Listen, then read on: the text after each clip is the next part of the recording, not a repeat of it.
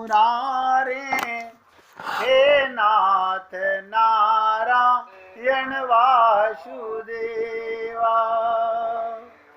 श्री कृष्ण गोविंद हरे मुरारे, हे नाथ नारायण वासुदेवा। श्री कृष्ण गोविंद हरे मुरारी, हे नाथ नारायण वासुदेवा। श्री कृष्ण गोविंद हरे मुरारी, हे नाथ नारायण वासुदेवा। हे नाथ नारायण वासुदेवा। अब एक एक शब्द ध्यान देना। राधा रानी तो संपूर्ण चेतना श्री कृष्ण में लीन हो गई, यानी उनका ऐसा कोई भी डिमांड ही नहीं जो भगवान से अलग हो। उनका रहना, उनका खाना पीना, उनका सोना, उनका पहनना, उनका जागना, उनकी रहनी कृष्ण हो गई। आप बताइए, आप और हम लोगों के मन में क्या 24 घंटे परमात्मा का ध्यान, परमात्मा का चिंतन बना रहता है? ना ना, बिल्कुल नहीं रहता। मंदिर से बाहर निकलते ही मंदिर की मूर्ति को भूल जाते हैं। अब आत्मज्ञान हो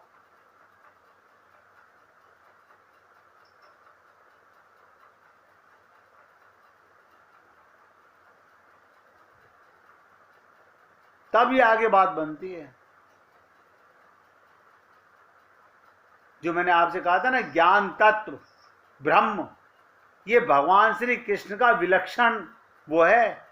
ज्ञान तत्व में परिनिष्ठित ब्रह्मीभूत महात्मा, जिनकी अज्ञान ग्रंथि टूट चुकी, अज्ञान मिट चुका। अभी तो हम जी अज्ञान से रहे हैं और कोई अपने को अज्ञानी नहीं मानता। देखो कमाल की बात, हम सब अज्ञानी, लेकिन अज्ञानी नहीं मानते। ऐसे आत्मा राम संत महात्मा भी भगवान की हेतु की भक्ति करने को बाध्य होते हैं, क्योंकि भगवान में ऐसे विलक्षण स्वरूप भूत गण हैं।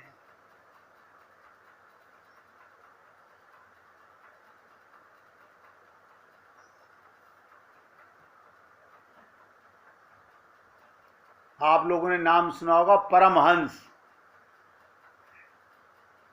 ऐसे मुनियों को भक्ति योग प्रदान करने के लिए परमात्मा प्रकट होते हैं।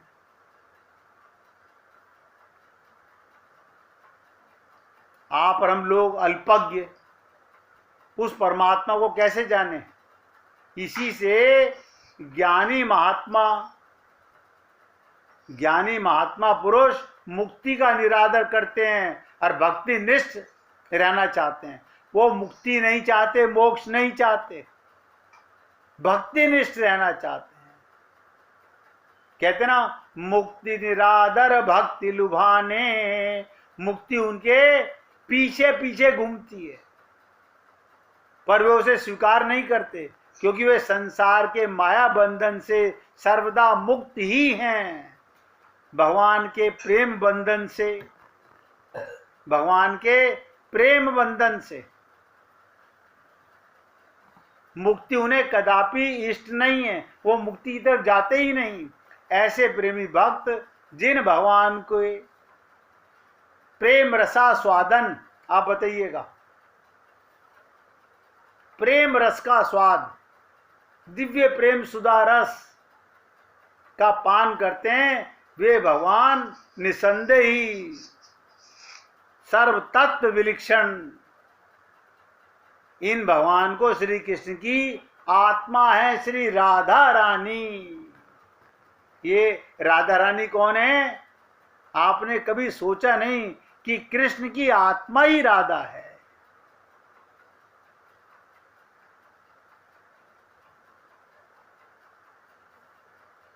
वेदों में आता है आत्मा तु राधिका तस्य तैव रमणादसो आत्मा राम इति प्रोक्तो हो मुनि भूगर्भ बेविधि। श्री राधा भगवान श्री कृष्ण की आत्मा उनके साथ सदा रमण करने के कारण, ध्यान से सुनो, उनके साथ सदा रमण करने के कारण रहस्य रस के मर्मज्ञ ज्ञानी पुरुष श्री कृष्ण को आत्मा राम कहते हैं।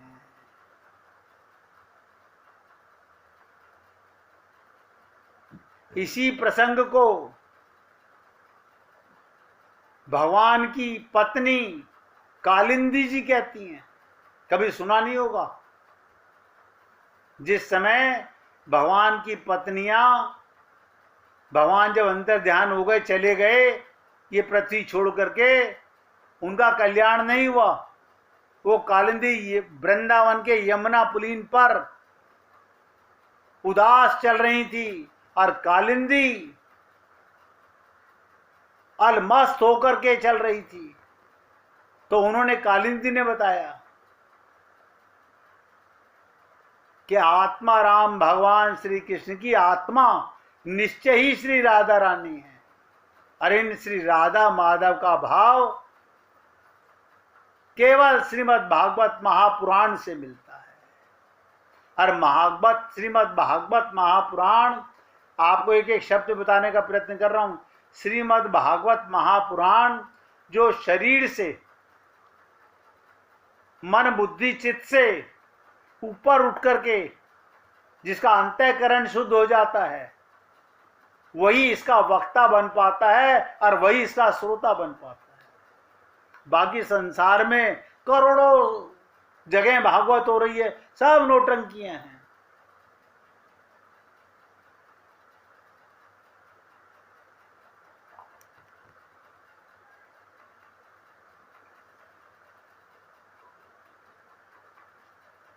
कहते हैं वहां श्री राधा माधव का भाव राज्य अतिशय उज्जवल है। वहां प्रिया प्रियतम की अचिंत्य अमल मधुरतम लीला नित्य चलती रहती है, हमें नजर नहीं आती। नित्य लीला, नित्य विहार, नित्य आनंद, ये क्या है? जैसे सूर्य का प्रकाश नित्य वही रहता है। नहीं, हमें तो कम लगता है, शाम को कम हो जाता है। धरती घूमती है, आप सूर्य से दूर हो जाते हो, इसलिए आपको कम लगता है। सूर्य का प्रकाश कभी कम नहीं होता। ऐसे ही प्रेम कभी कम नहीं होता। अरे बाबा, यहां तक कहा जाता है अक्षर कूटस्थ ब्रह्म जिनकी पद नख ज्योति है। सोचिएगा, जिनके चरणों के, राधा रानी के चरणों के नख की ज्योति ब्रह्म के आधार हैं, निरंतर होता रहता है। वो लीला का महान मधुर सागर अत्यंत शाद होने पर भी सदा उछलता रहता है। आपने देखा होगा समुद्र में ज्वार भाटा अक्सर पूर्णवासी के दिन आता है। और ये प्रेम का, रसिकों का, रसिक श्रोमणियों का आनंद दिन पे दिन बढ़ता चला जाता है। गोपांगनाओं का मधुरतम लीला रस, यही 5 अध्याय हैं जिसे रास पंचाध्यायी कहा जाता है। गोपांगनाओं का मधुरतम लीला रस रंग देखते रहते हैं जो ज्ञानी विज्ञानी महात्मा इस भाव राज्य में पहुंचते हैं। ज्ञान विज्ञान, ये कौन से महात्मा भाव राज्य में पहुंचते हैं? जो आत्मा में रमण करते हैं, वो आत्मा के भाव में पहुंचते हैं। हम स्त्री हैं, हमारा परिवार का भाव है, हमारा पियर का भाव है, हमारा ससुराल का भाव है, हमारा बेटे का, हमारा दुकान का, हमारा मकान का भाव है। आप देख लीजिए, आपका भी चित्त में भाव तो उठता है, लेकिन क्या उठता है इसमें? भगवान का उद्रेक प्रेम आता है ना? ना, क्या आता है? पियर या ससुराल या परिवार या समाज ये कमाई बस यही आती है। जैसा अंदर होगा वही तो भाव निकलेगा।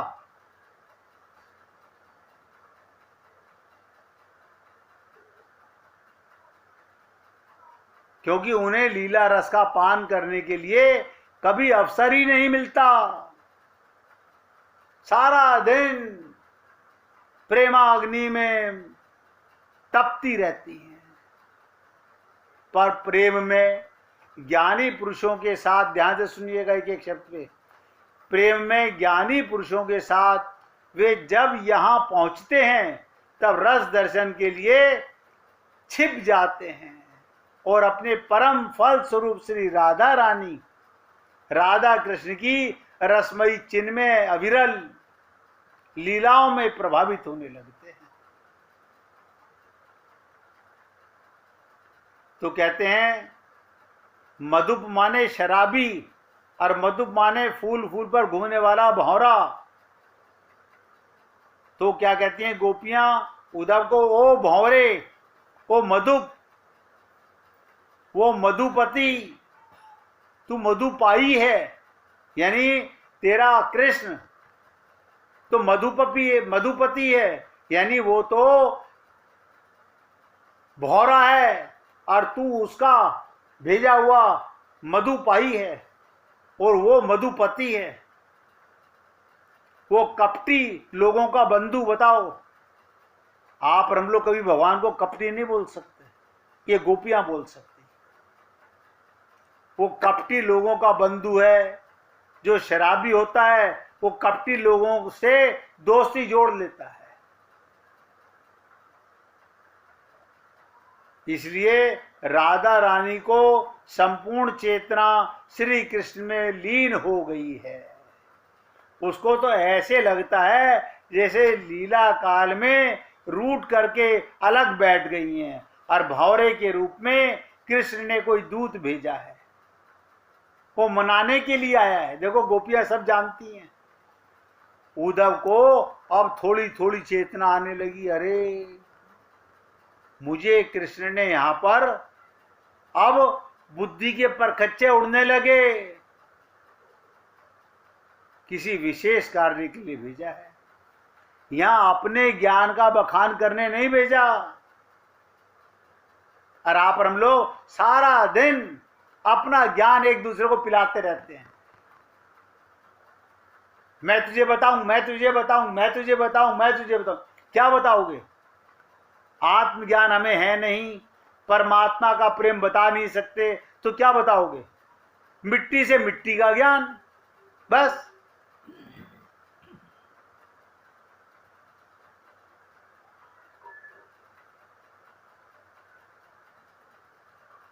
तो कहते हैं तू भी उस कपटी का भेजा हुआ कपटी दूत है, यहां राधा रानी को और गोपियों को मनाने आए हो।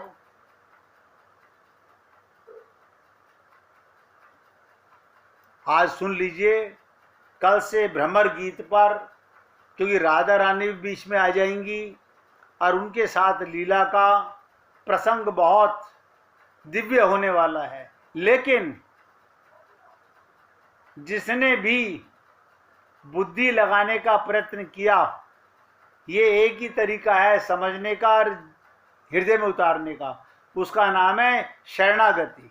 अपने प्रभु, जिनको आप अपना इष्ट मानते हो, देखो मैं खुल के बोल रहा हूं, जिनको आप अपना इष्ट मानते हो, जिनको आप अपना गुरु मानते हो, उनके चरणों को पकड़कर हृदय में एकाग्रचित होकर के सुनोगे तो भ्रमर गीत आपके हृदय में कुछ रसधार छोड़ सकता है, कुछ सुगंध, कुछ खुशबू आपको आ सकती है। जैसे गोदम्बा जी कहती थी सखियों से कि जब मैं गोपियों की लीला सुनाती हूं तो श्रोताओं के अंतःकरण से भी सुगंध बहने लग जाती है। क्यों? वो आत्मा का प्रकाश प्रकाशित होने लगता है।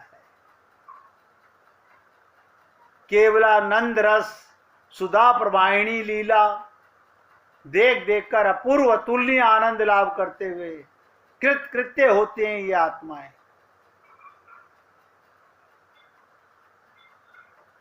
भगवान कभी भी कहीं भी किसी के हृदय में भी प्रकट होकर जहां तुम्हें आत्मज्ञान होने लगा वहीं भगवान का साक्षात्कार होने लगेगा।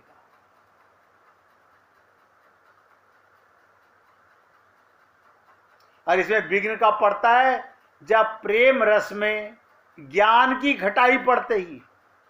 अब आप ध्यान से सुनिएगा क्या शब्द बोल रहा हूं मैं आपसे। प्रेम रस के अंदर ज्ञान की घटाई, जहां तुमने बुद्धि लगाई ये ज्ञान की घटाई है।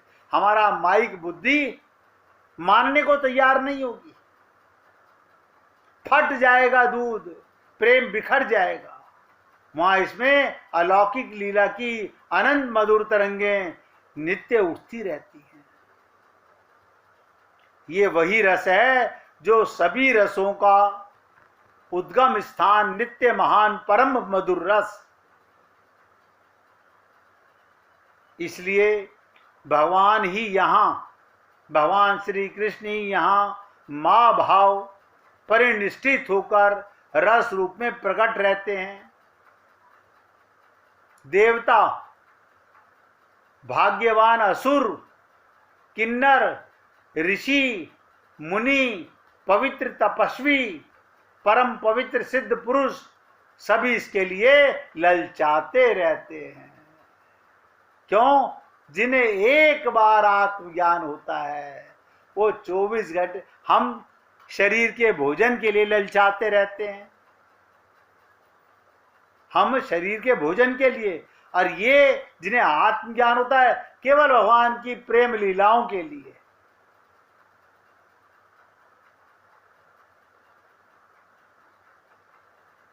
पर इसे पाना तो दूर रहा, इस मन भावना रस में भाव राज्य को वो देख भी नहीं पाते। इसलिए समाधिनिष्ठ योगी ज्ञानी पुरुष इस रस में भाव राज्य की कल्पना भी नहीं कर सकते, इसका अर्थ ही नहीं समझ सकते। इसलिए वो इसकी अवहेलना करते हैं, क्योंकि प्रेम राज्य की राधा माधव चरणों की आसक्ति रहने के लिए ये चित्त का भाव है। और चित्त कौन सा?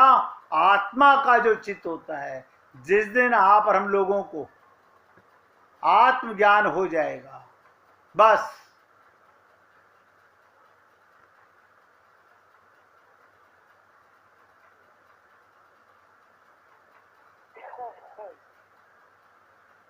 आप ऐसा समझिएगा कि बालक को जैसे माँ की गोदी में, पिता की गोदी में जाकर के सुरक्षा महसूस होती है, ऐसे ही आत्मा परमात्मा की लीला में रमण करने लगता है।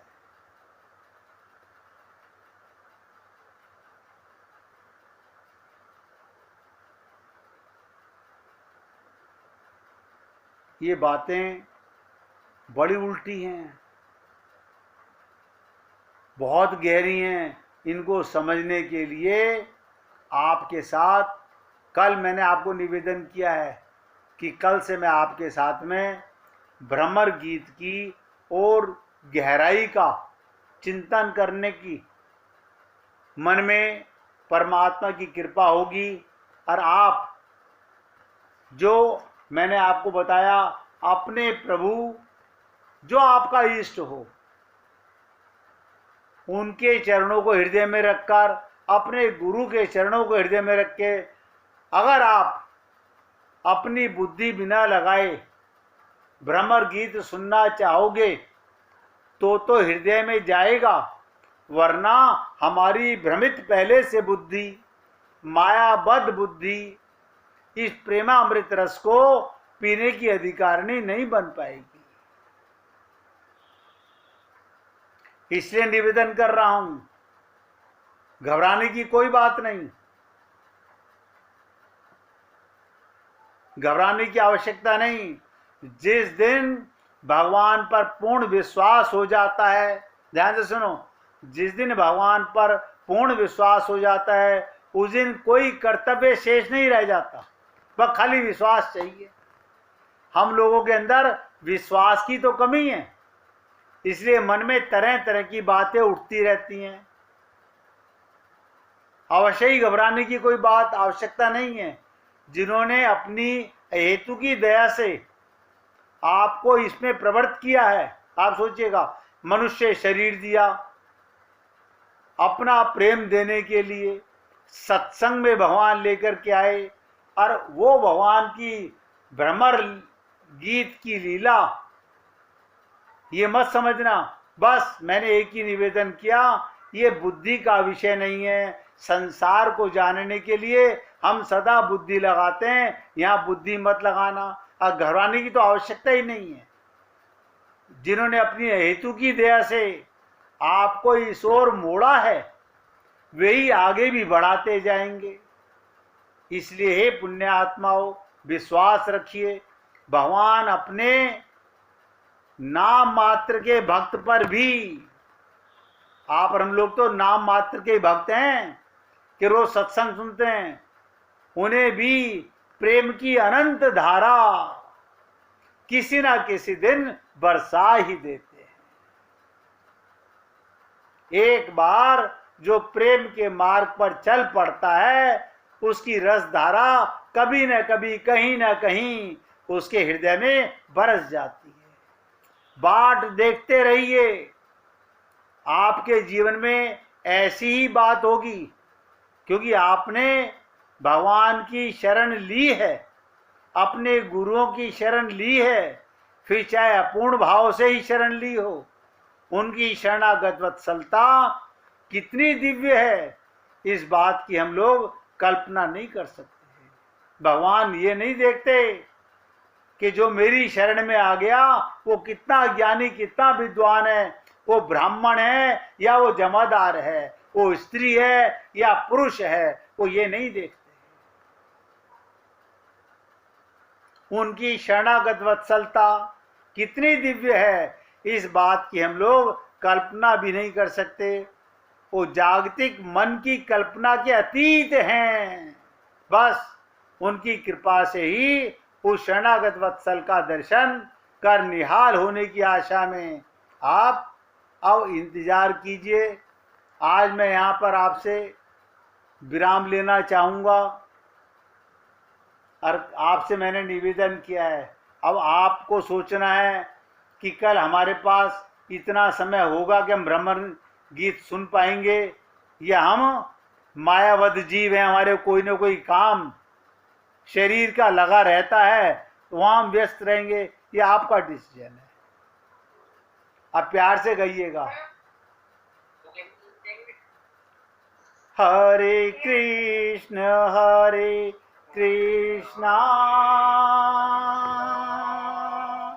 कृष्णा कृष्णा हरे हरे,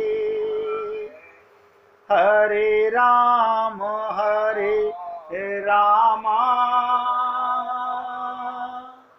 राम राम हरे हरे, हरे कृष्णा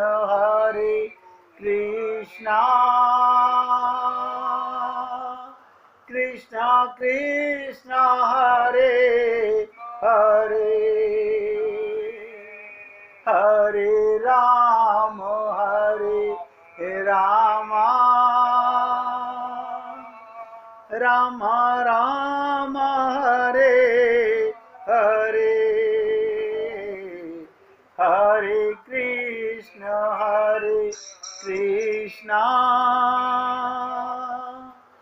कृष्णा कृष्णा हरे हरे,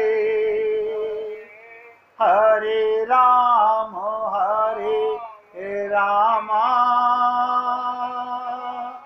राम राम हरे हरे,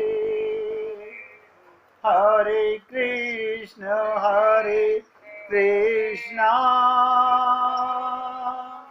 कृष्णा कृष्णा हरे हरे, हरे राम राम राम राम हरे हरे। बोलिए वृंदावन बिहारी लाल की। जय जय श्री राधे, जय जय श्री राधे। बोलिए लाल जी का मंगल हो, सभी भक्तों का मंगल हो। आप सबसे ध्यान से सुनो भाई, आप सबसे एक भिक्षा मांगना चाहता हूं। क्या भिक्षा? कि आप इस दास को, सेवक को आशीर्वाद दो कि मैं जब तक जिंदा रहूं आपको भगवान की लीला, भगवान का प्रेमामृत रस ये सेवक पिलाता रहे। इसलिए आप सब पुण्य आत्माओं से ये आशीर्वाद मांगना चाहता हूं। सबको राधे राधे भैया, राधे राधे जी, राधे राधे, राधे राधे जी, राधे राधे।